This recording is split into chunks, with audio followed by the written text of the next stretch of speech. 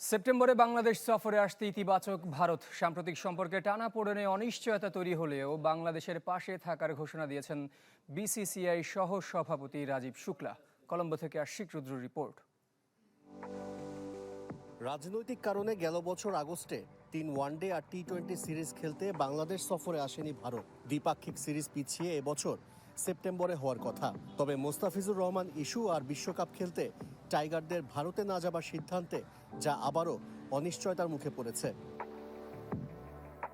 তবে নিশ্চয়তা দিচ্ছেন বিসিসিআই সহসভাপতি রাজীব শুক্লা। বাংলাদেশে সাধারণ নির্বাচনের পর প্রিমিয়ার ওয়ার্ড্রোব, গুছিয়ে ফেলুন জীবনটাকে।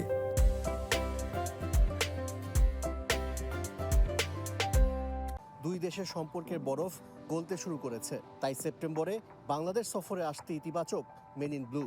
किसी तरीके से कोई रास्ता निकाल के बांग्लादेश को हम पूरी तरह से सेटिस्फाई करेंगे। 2031 সালের আগে বাংলাদেশ যে আরও একটি ক্রিকেটের বৈশ্বিক আসরের স্বাগতিক হবে তা আগেই জানিয়েছে আইসিসি ও বিসিবি। ভারতীয় ক্রিকেট বোর্ডও এ বিষয়ে আন্তরিক। বাংলাদেশের স্বার্থ রক্ষায় পাশে থাকতে চায় বিসিসিআই। अभी बांग्लादेश को जो बातचीत हुआ है उसमें हम एक एडिशनल इवेंट देंगे उनको, जो इंटरनेशनल इवेंट होगी। बांग्लादेश अपना दोस्त है, मित्र है, बंधु है। আমার সময় বাংলা, আমি তোমায় ভালোবাসি। ভারত পাকিস্তান ম্যাচের মাঝেই আলোচনায় বসেছিলেন PCB chairman Mohsin Naqvi, BCCI সহসভাপতি রাজীব শুক্লা ও আইসিসি চেয়ারম্যান জয় শাহ। ভবিষ্যতে আইসিসি ও এসিসি ইভেন্টগুলোতে যেন জটিলতা তৈরি না হয় সেজন্য রূপরেখা তৈরির চেষ্টায় সব পক্ষ।